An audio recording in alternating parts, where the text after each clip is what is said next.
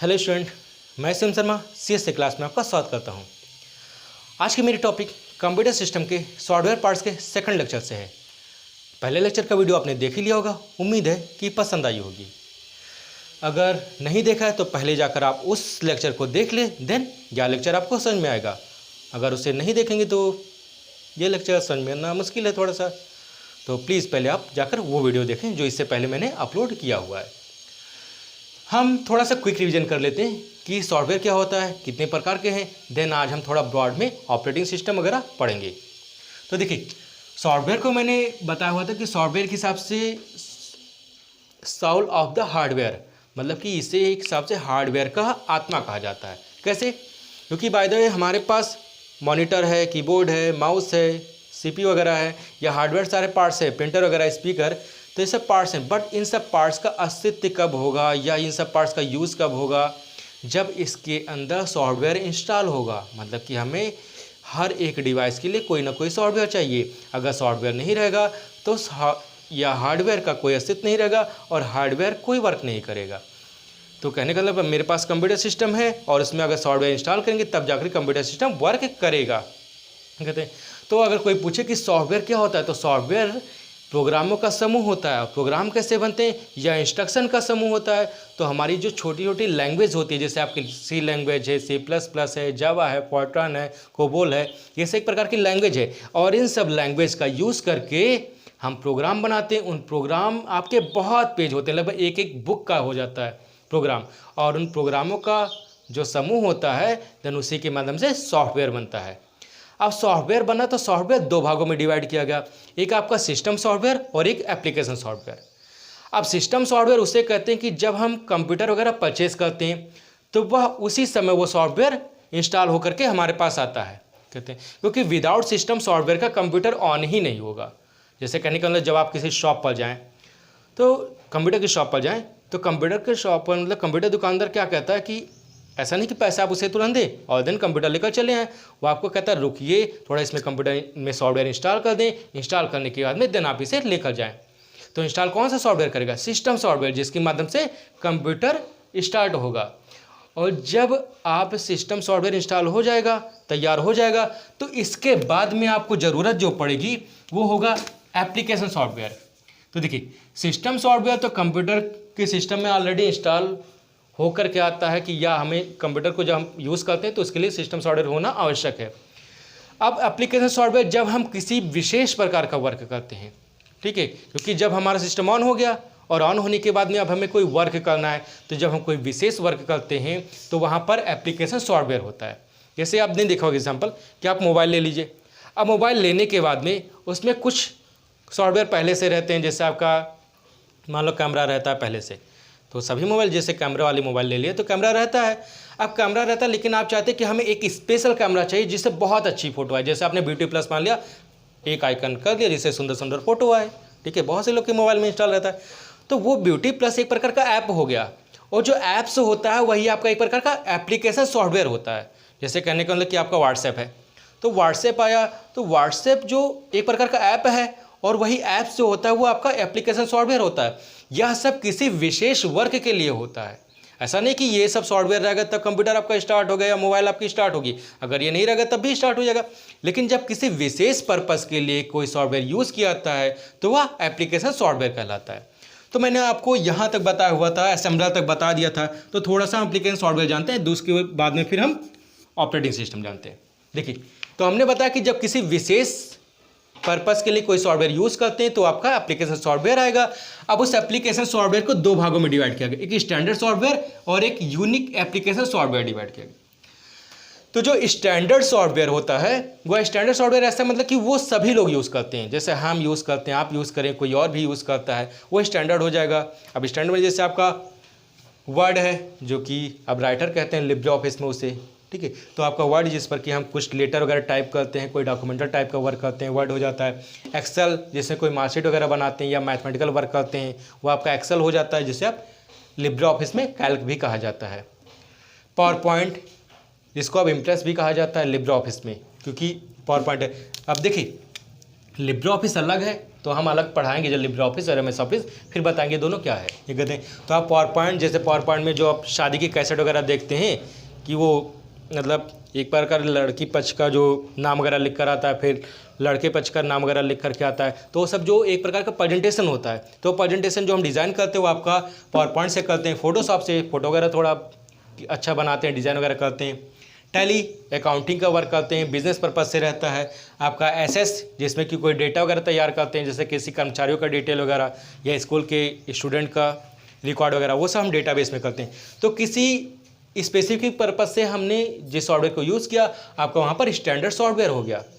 उसके बाद में लिखा है यूनिक एप्लीकेशन सॉफ्टवेयर। यूनिक होता है मतलब कि यह सभी के लिए नहीं होता है, वह विशेष वर्ग के लिए होता है, विशेष लोगों के लिए होता है। जैसे कहने का मतलब है कि जैसे बैंक वाले हो गए, तो बैंक के लिए एक स्पेशल सॉफ्टवेयर अलग से डिजाइन किया जाता है।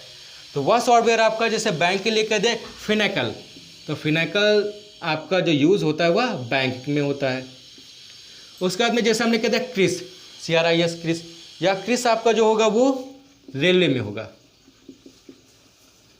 तो रेलवे वालों के लिए और बैंक वालों के लिए अलग अलग एक स्पेशल सॉफ्टवेयर किए गए, या बड़े बड़े ऑर्गेनाइजेशन वालों के लिए होते हैं जो आपका यूनिक एप्लीकेशन सॉफ्टवेयर में आता है। इसका एक और नाम होता है, उसको आप कर सकते हैं, जैसे कहने का मतलब है जिसमें छोड़ देते नहीं तो यहाँ पर लिखा रहेगा, इसको छोड़ते हैं। आपको एग्जाम में जो आएगा, एग्जाम में कि कैसे क्वेश्चन आते हैं इससे, ये देखने, तो इसमें से आपका ये पूछाएगा किसी कौन सा सिस्टम सॉफ्टवेयर होता है, कौन सा एप्लीकेशन सॉफ्टवेयर होता है। वहाँ पर ये नहीं रहेगा कि स्टैंडर्ड और यूनिक एप्लीकेशन सॉफ्टवेयर बताएं, ऐसा नहीं पूछेगा वहाँ पर, ठीक है। तो आपका केवल एप्लीकेशन सॉफ्टवेयर है या नहीं है, या स्टैंडर्ड सॉफ्टवेयर है कि नहीं है, ये पूछेगा वहाँ पर।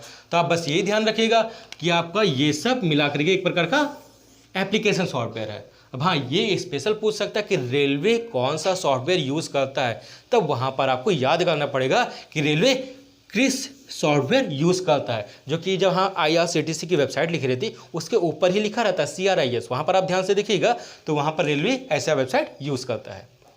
इसके बाद में हम आते हैं कि ये तो आपका हुआ सिस्टम सॉफ्टवेयर और एप्लीकेशन सॉफ्टवेयर। हम अब पढ़ेंगे ऑपरेटिंग सिस्टम के बारे में कि ऑपरेटिंग सिस्टम क्या होता है। यहाँ पर जिसको थोड़ा सा हमने कहा था थोड़ा ब्रॉड बताएंगे कि क्या होता है, कहते हैं आइए देखते हैं क्या है। इसको अगर आपने स्ट्रक्चर नहीं बनाया तो इसको आप बना लीजिए, देन हम करते हैं फिर।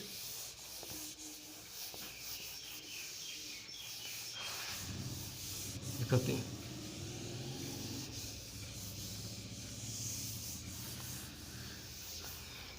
देखिए,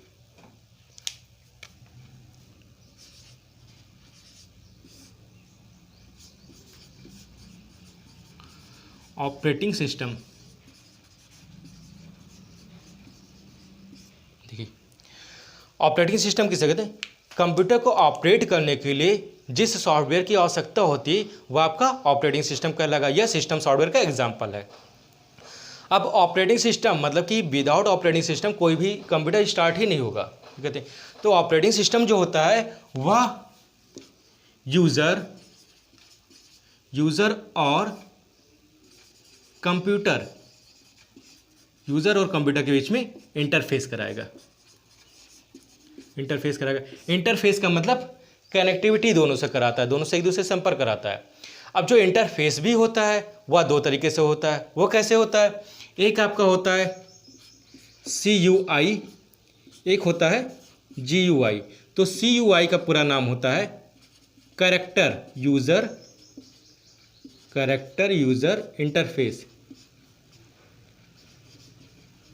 इंटरफेस, और GUI का मतलब होता है ग्राफिकल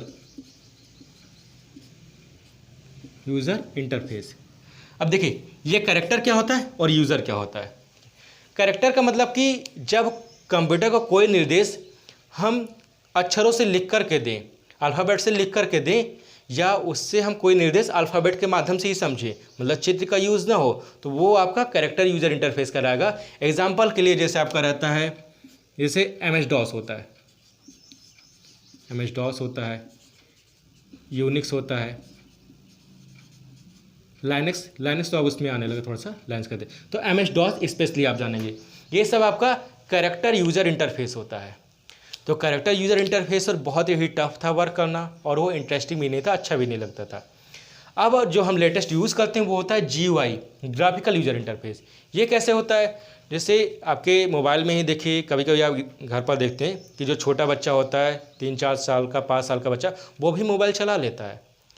तो ज़रा सोचिए कि वो मोबाइल चलाता कैसे है? क्या उसे इतना नॉलेज होता है, क्या इतना दिमाग होता है जिस वजह से चला लेता है? नहीं, वो जो मोबाइल होता है, मोबाइल पर जो फिगर बने होते हैं, जो ग्राफिकल होता है, तो वो देख कर जान जाता है कि ये यूट्यूब है, ये व्हाट्सएप है, ये कॉल हिस्ट्री या कुछ भी है। तो वो जो चित्रों के माध्यम से हम क्या कहते हैं, चित्रों के माध्यम से कंप्यूटर को क्या देते हैं, आदेश देते हैं, तो वो आपका GUI कहलाता है। तो जब हम कोई वर्क चित्रों के माध्यम से करते हैं तो वो आपका ग्राफिकल यूजर इंटरफेस कहलाता है। मतलब कि हम चित्र को देख करके ही जान जाएंगे कि हाँ, ये आपका GUI है। तो प्रेजेंट टाइम में जो हम यूज़ कर रहे हैं वह GUI कर रहे हैं, तो आपका CUI प्रेजेंट टाइम में यूज़ नहीं किया जाता है। अब इसके बाद में हम देखते हैं कि जो आपका GUI होता है, CUI और GUI होता है, ये तो हमने कह दिया कि इंटरफेस दो तरीके से होता है। इसके बाद में क्या जानते हैं, हमने आपको सेकंड लेक्चर जो कंप्यूटर का था वहाँ पर थोड़ा जनरेशन वगैरह के बारे में बताया था, बट जनरेशन में ये नहीं बताया था कि कौन सा जनरेशन में कौन सा ऑपरेटिंग सिस्टम यूज़ होते थे। तो जैसे हम थोड़ा सा ऑपरेटिंग सिस्टम के कैटेगरी वगैरह बताते हैं कि कैसे कैसे कौन कौन से आपके ऑपरेटिंग सिस्टम होते हैं। देखिए, पहला हम आपको बता रहे हैं बैच प्रोसेसिंग ऑपरेटिंग सिस्टम। आप लोग एक कॉपी किताब रख लिए रहा करें, थोड़ा जैसे हम कुछ इंपॉर्टेंट बता करें तो उसको आप नोट कर लिया करो, क्योंकि आप ये जो नोट किए रहेंगे तो वही आपकी मेमोरी में रहेगा, और बाकी मेमोरी में उतना जल्दी रहता नहीं। आज पढ़ेंगे कल भूल जाएंगे, तो आप नोट किया करें, कॉपी किताब लेकर के बैठा करें, और जो भी आपको इंपॉर्टेंट पॉइंट लगा करें वहाँ पर आप उसे नोट कर लिया करें। यह CCC के स्टूडेंट के लिए बहुत नहीं बेनिफिशियल है जितना कि किसी कॉम्पिटिशन वाले स्टूडेंट के लिए है। तो आप इसको नोट किया करें, जो जो इंपॉर्टेंट पॉइंट रहा करें। देखिए, मैंने आपको बैच प्रोसेसिंग ऑपरेटिंग सिस्टम होता है जिसका वर्क जो होता है ये होता है कि एक समय में एक वर्क करता है। तो इसमें हम कहते हैं कि वन टाइम वन वर्क, एक समय में एक काम करेगा। अब एक समय में एक ही काम करेगा तो बहुत ही ज़्यादा समय लेगा, और ऐसा ऑपरेटिंग सिस्टम जो पहले जनरेशन का कंप्यूटर था वहाँ पर यूज़ होता था। तो इसे आप कह सकते हैं कि ये फर्स्ट जनरेशन होता था और सेकंड जनरेशन होता था।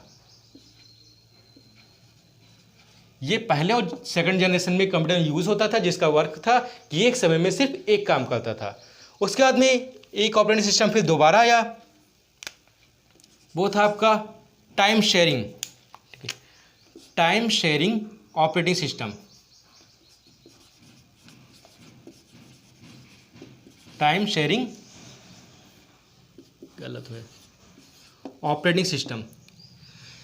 ये टाइम शेयरिंग ऑपरेटिंग सिस्टम यहाँ पर देखेंगे, जब यहाँ पर हम टाइम शेयरिंग ऑपरेटिंग सिस्टम पर कुछ वर्क करते थे तो वर्क जैसे कहने का मतलब कि वह वर्क 1 घंटे में होगा कि 1.5 घंटे में होगा कि 2 घंटे में होगा, यह डिसाइड करना यूज़र का काम था। मतलब यूज़र पर डिपेंड करता था कि वो हम कितने समय में ये वर्क करेंगे। मतलब कि उस वर्क में हम 2 घंटे भी लगा सकते हैं, 1 घंटे वाला वर्क, और उसमें 3 घंटे भी लगा सकते हैं, और उस वर्क को हम आधे घंटे में भी कर सकते हैं। तो जो टाइम का शेयर करना था वह यूज़र पर डिपेंड करता था। तो इसमें आप ऐसा कह सकते हैं कि जो वर्क जो रहता था यूज़र पर डिपेंड करता था, यूज़र पर निर्भर करता था कि कितने समय में कौन सा वर्क करना है। ये जो यूज़ होता था वो आपका थर्ड जनरेशन में होता था। थर्ड जनरेशन में जिसमें कि IC यूज़ होता था, इंटीग्रेटेड सर्किट चिप कहते हैं। इसके बाद में आते हैं जो आपका तीसरा था, इसमें होगा आपका रियल टाइम ऑपरेटिंग सिस्टम। यही सब एग्जाम में पूछे आते हैं। ये सब थोड़ा 1-2 लेक्चर बोरिंग आपको लगता होगा, जैसे वहाँ पर जनरेशन बताया, हिस्ट्री बताया है, और आज ऑपरेटिंग सिस्टम बता रहे हैं। तो ये सब थोड़ा फंडामेंटल का या पहले कुछ लेक्चर ऐसे टफ आपको लगते होंगे, लेकिन इन्हीं सब चैप्टरों से ही क्वेश्चन अक्सर आते रहते हैं। अगर ये सब चैप्टर आ जाएगा तो बाकी आने वाले जितने भी लेक्चर वो सारे आपको सिंपल ही लगेंगे। कहते हैं रियल टाइम ऑपरेटिंग सिस्टम। यहाँ पर क्या होता था, इसी का अपोजिट था। यहाँ पर टाइम जो है वो फिक्स रहता था। टाइम फिक्स रहता था। टाइम फिक्स रहता था का मतलब ही, जैसे कोई वर्क है तो वह वर्क अगर 1 घंटे में करना है तो 1 घंटा फिक्स रहता था कि इतने समय में कर लेना है, वह यूज़र पर डिपेंड नहीं करता था। अभी आपने देखा कि जो पहले जो टाइम शेयरिंग था वहाँ पर यूज़र पर डिपेंड करता था टाइम, और जो रियल टाइम ऑपरेटिंग सिस्टम है वह यूज़र पर नहीं, वह सिस्टम पर ही डिपेंड करता था कि आपको ये वर्क 1 घंटे में कंप्लीट करना है। तो वहाँ पर टाइम फिक्स रहता था कि इस वर्क को इतने देर में करना है और इस वर्क को इतने देर में करना है, यहाँ पर था। और फिर ये आपका था 4th जनरेशन में था। या आप वहाँ पर भी नोट करिए, अगर आपने जनरेशन वाला नोट किया होगा तो वहाँ पर नोट कर लिए कि यह 4th जनरेशन में इस ऑपरेटिंग सिस्टम का हम यूज़ करते थे। एक लास्ट फिर आपको बताता 5th जनरेशन वाला, वहाँ पर एक आपका था आर्टिफिशियल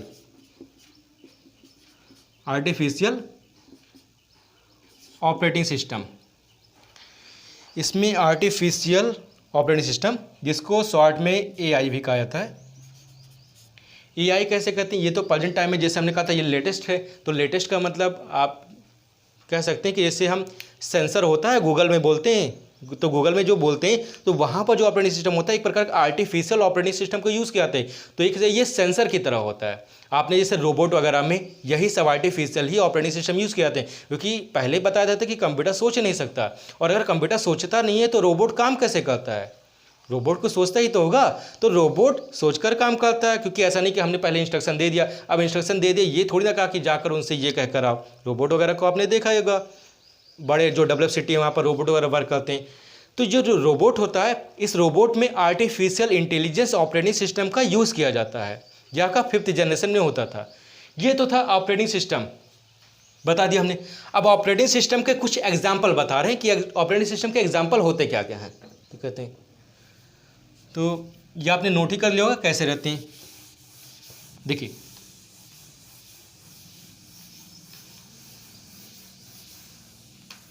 पहले उससे पहले हम एक दूसरा देख लेते हैं। Classification of operating system. Classification मतलब कितने प्रकार, कितने वर्गों में इसको हमने डिफाइन किया है। आप क्लासिफिकेशन में आते हैं तो देखते हैं कौन कौन सा है। पहले कर लेते हैं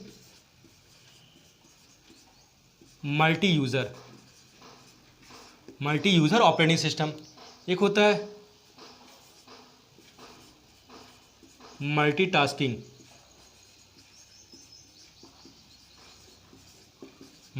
ऑपरेटिंग सिस्टम। फिर आपका आएगा मल्टी प्रोसेसिंग,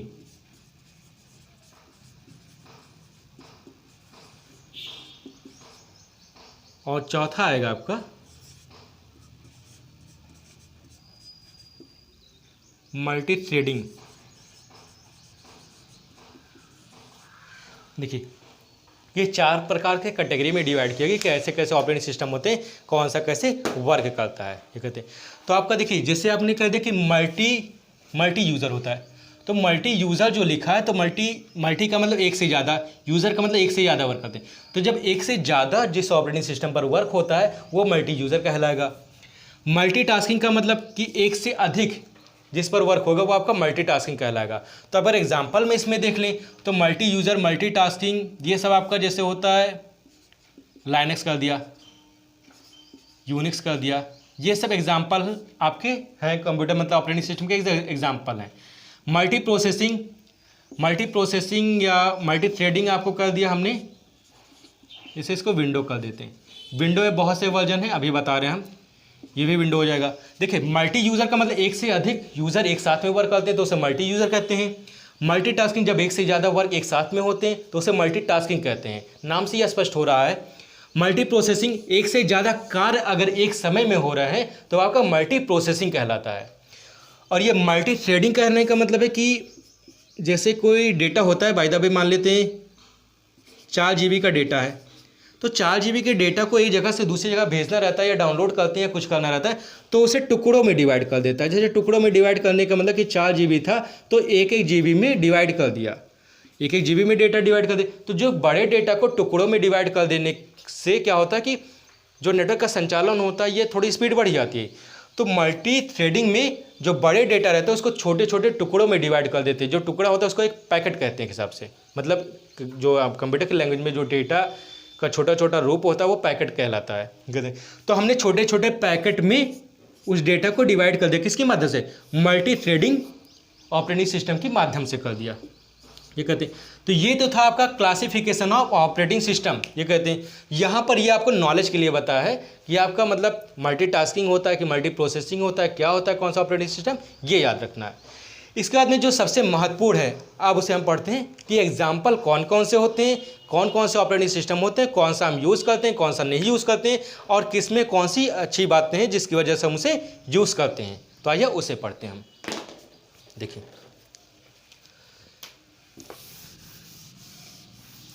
आप इसे देखें, यहाँ लिखेंगे हम एग्जाम्पल।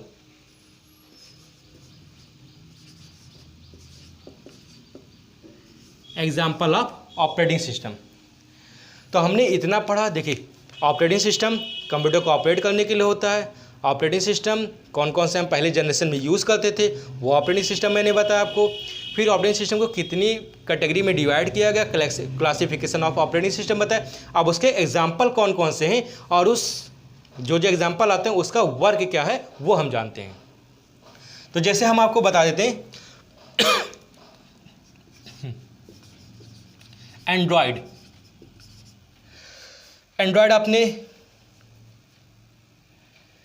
देखा होगा, ये मोबाइल वगैरह में अक्सर यूज़ होते हैं। तो जो आपका एंड्रॉयड मोबाइल है, तो एंड्रॉयड मतलब एक ऑपरेटिंग सिस्टम का नाम है। हम हमेशा ही कहते हैं एंड्रॉयड मोबाइल है हमारी, तो एंड्रॉयड का मतलब एक अच्छा ऑपरेटिंग सिस्टम है।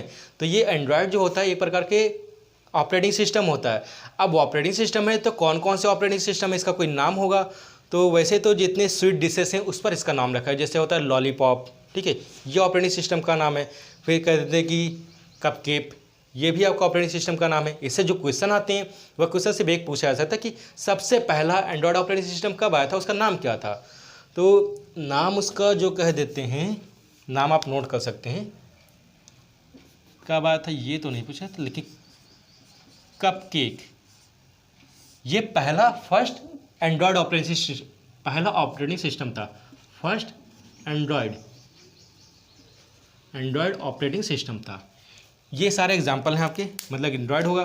फिर दूसरा कहते हैं, जैसे देखिए आपका दूसरा एप्पल कंपनी का नाम सुना होगा, बहुत ही फेमस है। उसकी मोबाइल तो इतनी अच्छी आती है कि सबको ही लेना सोचता है।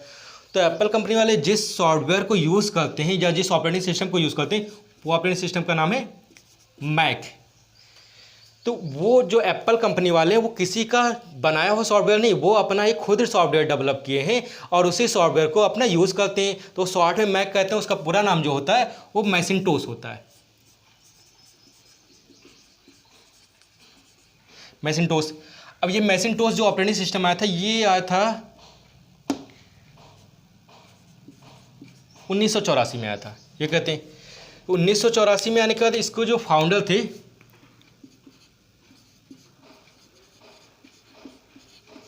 स्टीव जॉब थे। तो एप्पल आपकी एक मोबाइल वगैरह आपने एप्पल का देखा होगा, नोटपैड देखा होगा, ठीक है, नोटपैड नोटबुक वगैरह देखा होगा, सॉरी नोटबुक और लैपटॉप या मोबाइल देखा होगा, ये सब एप्पल के बहुत ही फेमस ब्रांड है और बहुत ही कॉस्टली आता है। तो सभी डिवाइस को चलने के लिए किसी ना किसी ऑपरेटिंग सिस्टम को चाहिए।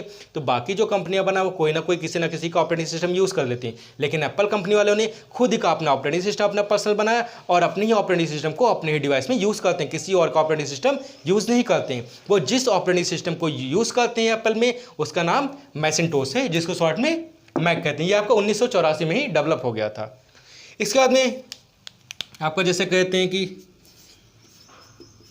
लाइनक्स है, आपका यूनिक्स है कहते हैं। तो लाइनक्स और यूनिक्स इन दोनों में हम कह सकते हैं कि जो लाइनक्स होता है वो लाइनक्स आपका और यूनिक्स ये ओपन सोर्स सॉफ्टवेयर है, दोनों ओपन सोर्स सॉफ्टवेयर, ठीक है। ओपन सोर्स का मतलब होता है कि अगर हम कोई ऑपरेटिंग सिस्टम जब हमें इंस्टॉल करना है तो क्या करना है, उसके लिए हमें रुपया देना पड़ेगा कहीं से जाकर, और पेड करना पड़ेगा, मतलब एक सिस्टम के लिए हमें इतना रुपया देना पड़ेगा, उसके लिए इतना रुपया देना पड़ेगा। और जो ओपन सोर्स होता है वो आपका फ्री होता है, तो फ्री होता है और किसी भी ऑपरेटिंग सिस्टम में यह सपोर्ट कर जाएगा, ये कहते हैं। तो मतलब फ्री में यह ऑपरेटिंग सिस्टम कोई भी अपने सिस्टम में इंस्टॉल कर सकता है, जो कि आपका लाइनक्स और यूनिक्स होता है। अब यहाँ पर जो यूनिक्स होता है वह यूनिक्स आपका मल्टी यूज़र होता है,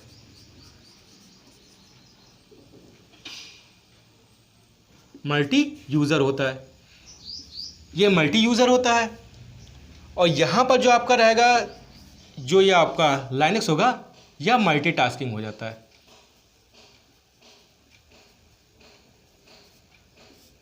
मल्टीटास्किंग देखिए, शुरुआत में अभी मैंने बताया था कि जो आपका लाइनक्स था वो आपका शुरुआत में जब था वो सिंगल टास्किंग था, लेकिन सिंगल टास्किंग के एग्जांपल में, जैसे सिंगल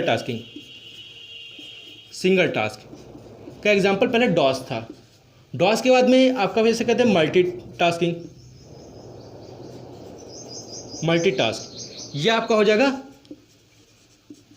लाइनक्स। और ये दोनों कैसा था, CUI कैरेक्टर यूजर इंटरफेस था, मतलब कि वर्क तो करता था मल्टीटास्किंग, लेकिन कैरेक्टर यूजर इंटरफेस की वजह से ये स्लो प्रोसेसिंग हो जाती थी। ये तो आपका लाइनक्स और यूनिक्स है। देखिए हम उतना ही बता रहे हैं जितना कि आपके एग्जाम के दृष्टिकोण से इंपॉर्टेंट है, और एग्जाम में जितना पूछे गए हैं लाइनक्स और यूनिक्स से, तो पूछे आते हैं कि इसमें ओपन सोर्स सॉफ्टवेयर कौन सा है, तो वहाँ पर आप बता सकते हैं कि लाइनक्स और यूनिक्स हमारा ओपन सोर्स सॉफ्टवेयर है। ओपन सोर्स का मतलब हुआ कि एक हिसाब से फ्री रहता है, कहीं भी हम आसानी से किसी भी ऑपरेटिंग सिस्टम में इंस्टॉल कर सकते हैं, यह सभी में सपोर्ट करता है, कहते हैं। अब इसमें एक और चीज़ पूछाते हैं, जैसे आपका यूनिक्स हो गया, मान लो यूनिक्स आपको जिन्होंने मतलब इसको डेवलप किया था उनका नाम जो था, उनका नाम लिख दिया आप, केन थॉमसन, और एक और होते हैं डेनिस रिची। इन दोनों ने मिलकर के इसको डेवलप किया था। और जिस लैंग्वेज के माध्यम से डेवलप होता है, क्योंकि हमने कहा कि प्रोग्राम जो होता है या सॉफ्टवेयर जो होता है किसी न किसी प्रोग्रामिंग से होता है, और प्रोग्राम आपका उससे लैंग्वेज से बनता है, और जो लैंग्वेज होता है उस लैंग्वेज से को जो इस लैंग्वेज से हुआ तो वो आपका था C और C++, इस लैंग्वेज को कहते थे C। और ये C और C++ के जो जन्मदाता थे वो आपके डेनिस रिची ही थे, मतलब कि डेनिस रिची ने C और C++ को डेवलप किया था, और फिर उसी की कोडिंग के माध्यम से यूनिक्स को भी डेवलप किया था, किसने, डेनिस रिची ने ही, कहते हैं। अब इसके बाद में आते हैं हमारा दूसरा सॉफ्टवेयर, दूसरा एग्जाम्पल,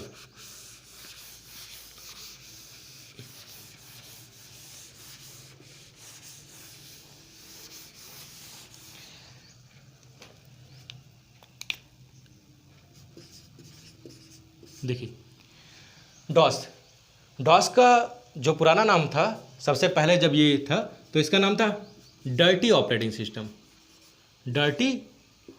सिस्टम, ये होता है।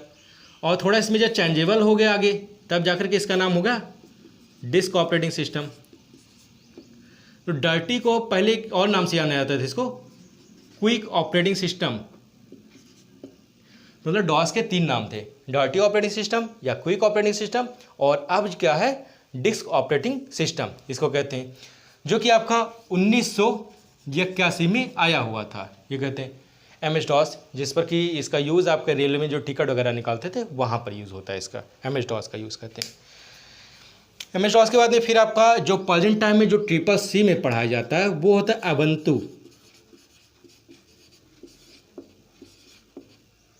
अवंतु ऑपरेटिंग सिस्टम।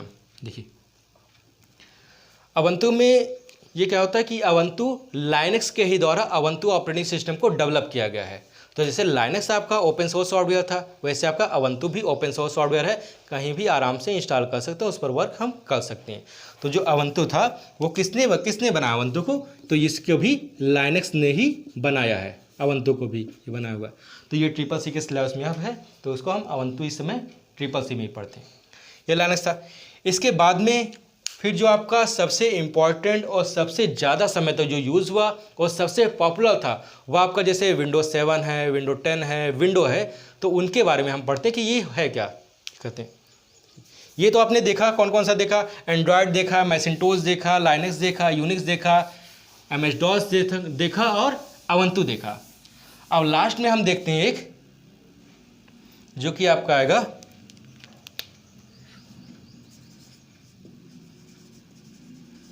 विंडो।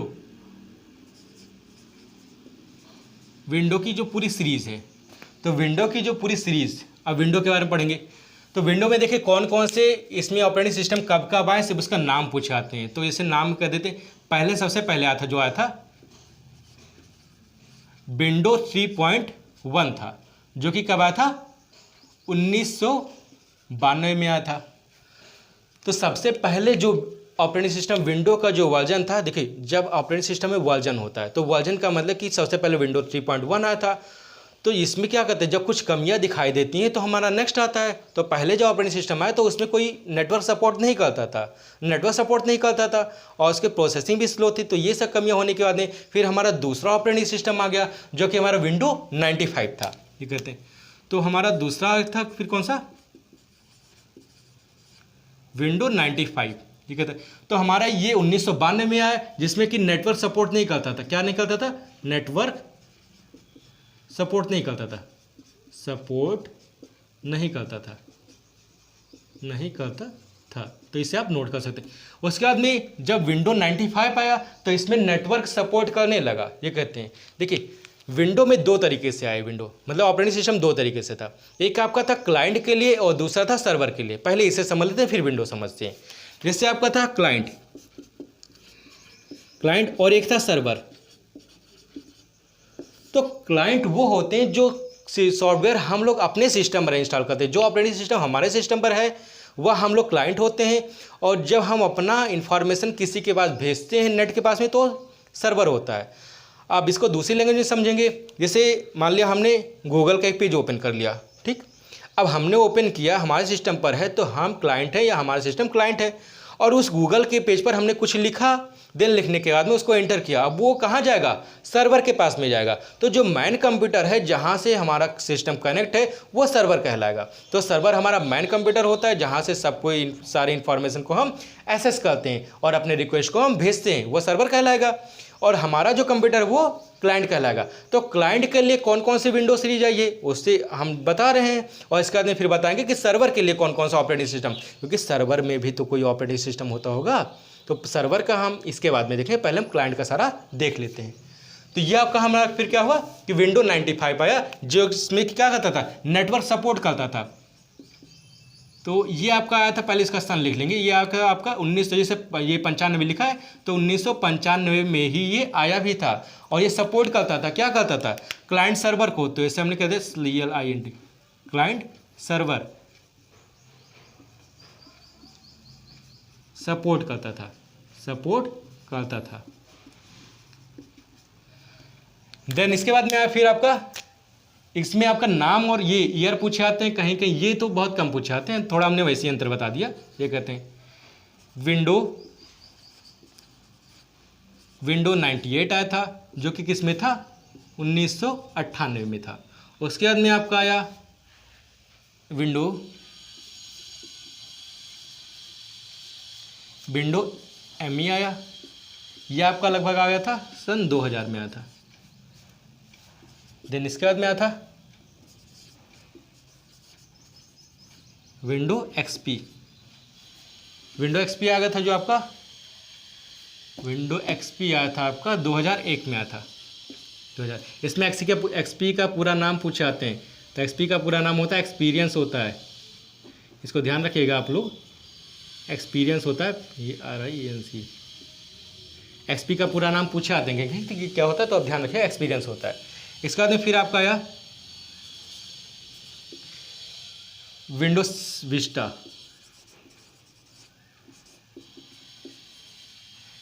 आया, और यह विंडो विस्टा आपका आया था सन 2007 में। फिर आपका आया विंडो 7, यह आया आपका 2009 में।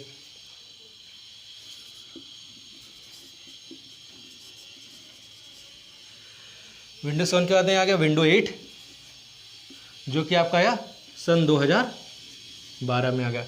विंडो 8 के बाद में आ गया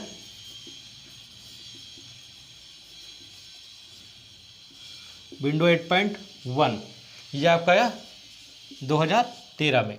तो आपका ये सन याद करना है और कौन कौन सा ऑपरेटिंग सिस्टम होता है वो याद करना है, क्योंकि वहाँ पर आपका क्वेश्चन आएगा तो ऐसे आएगा कि बताइए इनमें से ये ऑपरेटिंग सिस्टम है कि नहीं है, क्योंकि वहाँ पर एप्लीकेशन सॉफ्टवेयर दे देगा और बाकी आपका ऑपरेटिंग सिस्टम दे देगा। तो पूछेगा कि इसमें से कौन सा ऑपरेटिंग सिस्टम नहीं है, तो आपको बस ये बताया कि ये आपका सिस्टम सॉफ्टवेयर है कि एप्लीकेशन सॉफ्टवेयर है और इसमें से कौन कौन सा ऑपरेटिंग सिस्टम है या नहीं है, ये पूछाएगा। तो आपको ये याद करना कि कौन कौन सा ऑपरेटिंग सिस्टम होता है, ये कहते हैं। तो ये आपका विंडो 8.1 हो गया। बाकी हम थोड़ा सा इधर लिख दे रहे हैं, ये कहते हैं, ये आपने नोट नहीं किया है तो इसको थोड़ा नोट कर लीजिए, ऊपर ही हम लिख दे रहे हैं, ये कहते हैं। एक दो और बच्चे हैं उसको नोट कर लें, ये बता रहे हैं।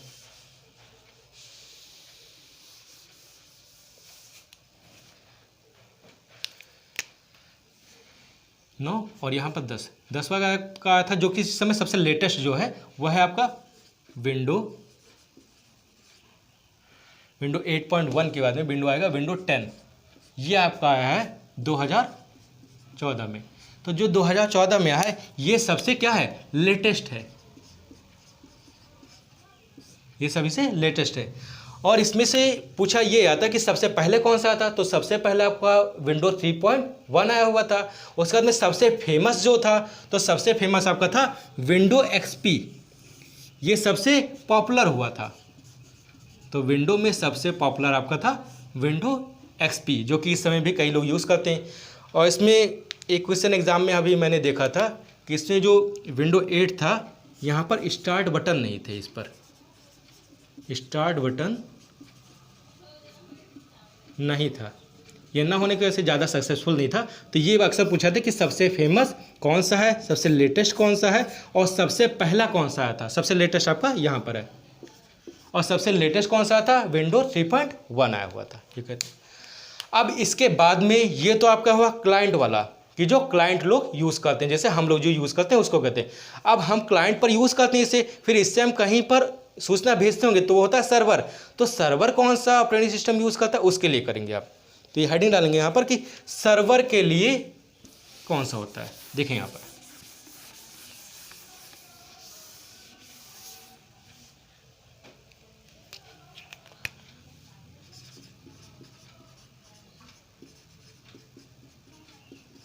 सर्वर के लिए देखिए, सर्वर के लिए ज़्यादा नहीं, बस एक दो हैं, ठीक है, एक दो मतलब 3 है, 3 ज़्यादा ज़्यादा लिखा दे जो पूछेंगे।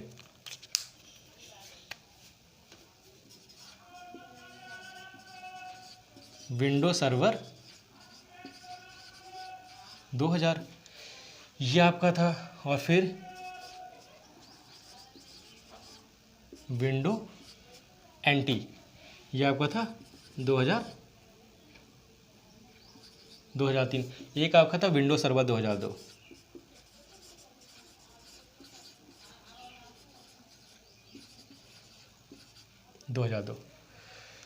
ये इसमें पूछे आते हैं इसका कब आया था। तो देखिए 1999 से शुरू हुआ था लगभग, लेकिन इसका जो मानते हैं ईयर वह आपका 2000 मानते हैं।